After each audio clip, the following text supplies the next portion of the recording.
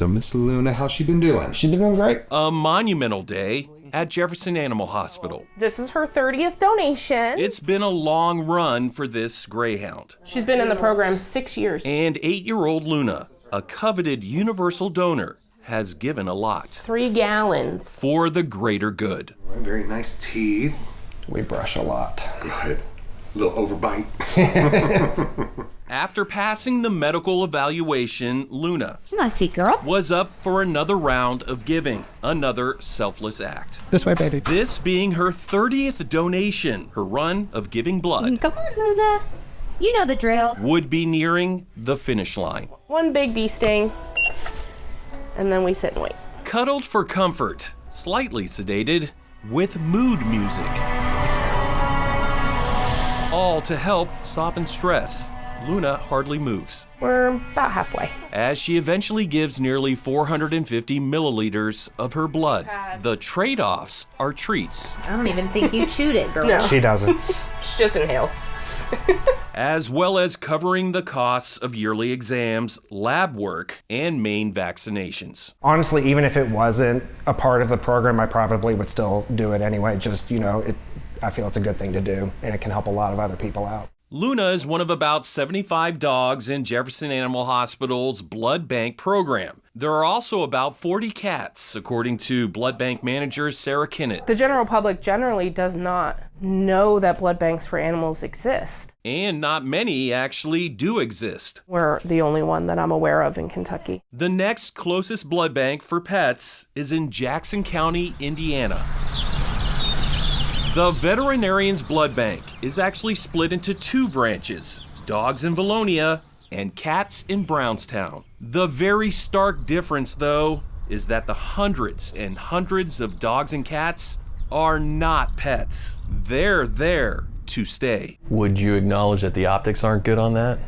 And the optics aren't good. Officially registered as a breeder, it's also known as a closed colony blood bank. That means the dogs and cats live here, in their cages almost all day, and every few weeks their blood is taken, which is shipped off to veterinary hospitals around the country. They're engaged in breeding animals who they then bleed for profit. Following a PETA investigation and subsequent complaints, a state veterinarian inspected the Veterinarian's Blood Bank. Her reports revealed that blood is drawn from dogs and cats every 3 weeks, or sometimes even a day or 2 sooner. 3 weeks is not dangerous. On a routine basis, that wouldn't be ideal. Dr. Dana Levine is president of the Association of Veterinary Hematology and Transfusion Medicine. She also runs the blood bank at Auburn University's vet school, a volunteer or community-based blood bank. There, dogs usually give blood every 8 weeks. In general, you don't want to donate a dog or a cat too frequently. If you're donating them too frequently, they could definitely become anemic. Donor dogs at Auburn are also in rotation between 1 and 6 years old. At the Veterinarian's Blood Bank, according to the state's inspection reports, dogs generally age out at 10 years old. However, there were at least 2 dogs still providing blood at 12 years old. Dr. Levine says the industry desperately needs uniform standards, and her association is working on recommended guidelines. What would be needed to be done to maintain a healthy donor? Pet blood, always in short supply. The supplier, always in high demand. These are super temperature sensitive. So these are what we did late last week and yesterday. The most I've done in a day was probably 12. 12. Not the big bank like a closed colony. Jefferson Animal Hospital prefers deposits voluntarily from pets. They should be home on the couch, being couch potatoes and getting to run and play outside, and that should be a normal life. That's life for Luna. Good job. Her bloodline, a lifeline for other dogs. You're such a good baby. Now headed into retirement. I know she doesn't completely understand it, but, I've told her, she's a good girl and, she's helped save many of her doggy friends over the years. After school, on River Road, 2 sets of practice. At Focus Training Academy. Good, shoot the ball. game speed, on fine-tuning form, 1, 2, between. as well as footwork. Calling the shots. Hey, you're in transition, get down the floor. And holding court. There you go, shoot it, Juliet. Is Tim Barnett. They'll do it again, they're fine. Youth basketball, developing both boys and girls. Drag, push. Coach Barnett has seen talent at all levels put in the work here. Down and back, hurry. The kids who will turn out to be good, and the kids who stand out with size and potential to be great. I met Precious Sam. I actually worked Precious out. A 7-footer, Precious Sam, came all the way from Ghana, West Africa. You worked out Precious, you met him, you saw him play. Does he have potential? I do think he has potential. I do. Precious is now developing that potential as a sophomore at AZ Compass Prep School near Phoenix, Arizona. Back here in Louisville, a custody battle is going on. I've spoken to Precious. When? It's been a while. It's been a while since he's been out there. Brandon Bender, as the legal guardian, has been in control of where Precious goes and where he plays. Bender is now fighting in court to get sole custody of the teen from his stepdad, his legal father. Pat Forty, senior writer, Sports Illustrated, has followed and written about Bender, his troubles, and the questionable recruiting of young talent. Bender's playing career certainly probably didn't go the way he aspired for it to go, and he got into the economy of basketball. Bender is just one player in the game of discovery. There are people out looking for the next big thing. Scouting playgrounds, middle schools, and tournaments. They are often referred to as street agents. The grassroots level has been a kind of a robust futures market for a long time. And with Precious Sam as just one example, it's a growing global market. Although he hasn't followed what's actually at play with Precious, Forty is very familiar with the game. Well, without knowing the specifics of this situation, I'd say a lot of the people involved in bringing players over from Africa, you have reason to question what exactly the motivation is. Money motivation, Forty says, is sometimes the answer. Hey, I've got a player. Are you interested? Well, maybe.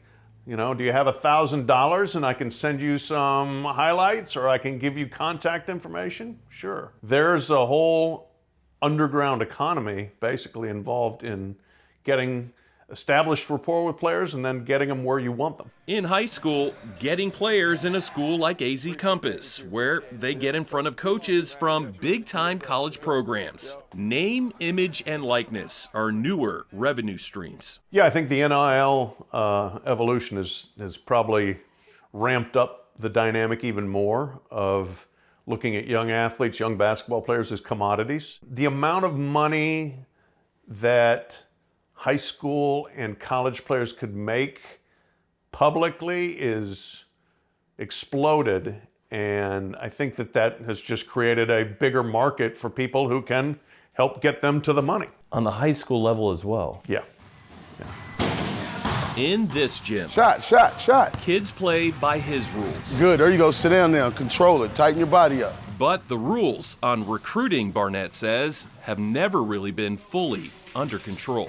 Athletes have always been getting paid if you're the elite athlete. He sees NIL as an opportunity. Come on, Noel. And it's not just for the athlete. I believe that now you're getting more people that they just don't have the right intentions. I think that you have guardians, real true guardians, and then you have the runners, the street guys or whatever you want to call them, and I think those guys, it can really become trafficking. But in the same breath, Barnett stresses there are people who are genuinely trying to help a kid. I think it's both ways. Whatever the payoff really is for Precious Sam, a hustle or what's truly best for his future, time will tell. Know where your basketball's at. This coach just hopes Precious. Good, shoot the ball, Hayden. And the young talent after him are always on the right team. So make sure you're paying attention. Make sure you're paying attention.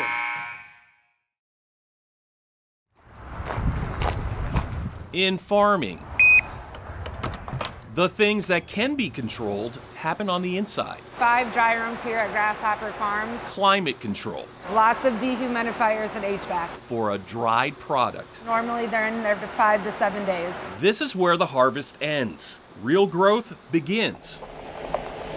Outside and on the inside of a high fence, a privacy fence mounted with security cameras. Why? Because in Paw Paw, Michigan, cannabis is being grown under the sun instead of under lights, the more natural way at Grasshopper Farms. It's just like growing a garden, pretty much. Just a very big garden.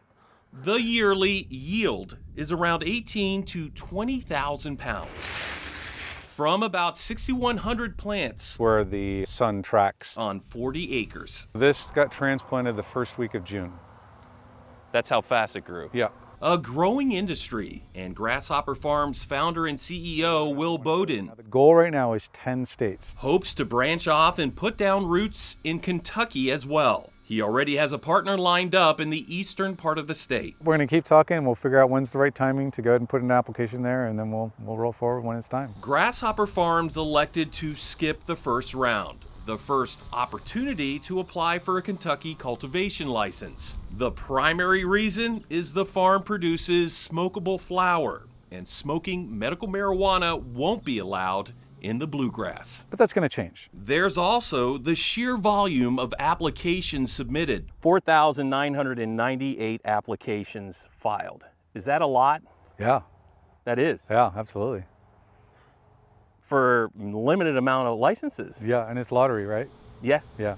Yeah. The lottery, set for October 28th, will pick the winners, a select few for a limited number of cultivation licenses. 239 applications for just 10 Tier 1 licenses, 190 for just 4 Tier 2 licenses, and 155 for just 2 Tier 3 licenses. The odds of winning a license are not good.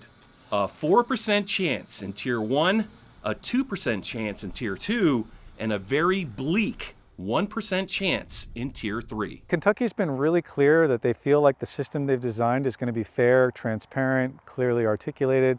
So the proof will be after the process takes place. We'll see what happens on the other side of that. Do you think app stacking was happening in Kentucky I realistically? think it happens in every state. Every state. Every state? Every state's going to have a number of people who try to put in 10 applications hoping to get one. Local businesses complained to Focus that Big Cannabis was strategically setting up separate LLCs to stack applications in each cannabis category to therefore improve their odds of winning a license. That wasn't allowed, and state program leadership had said there was no evidence app stacking was happening. If it was, they would know it. Can somebody do things to make sure that they're not seen applying 5 times? Of course they can. With the potential to make a lot of money. It's people trying to chase down profitability. Multi-state operators, or MSOs, have more money to gamble with. So when they go bet on a state, because that's what they're doing, they're hedging their bets to get into that state, they're going to try to be aggressive with that. Grasshopper Farms chose to be less aggressive and not apply yet, because just like making the decision to harvest, it just has to be the right time. In Paw Paw, Michigan, John Charlton, WHAS 11 on your side.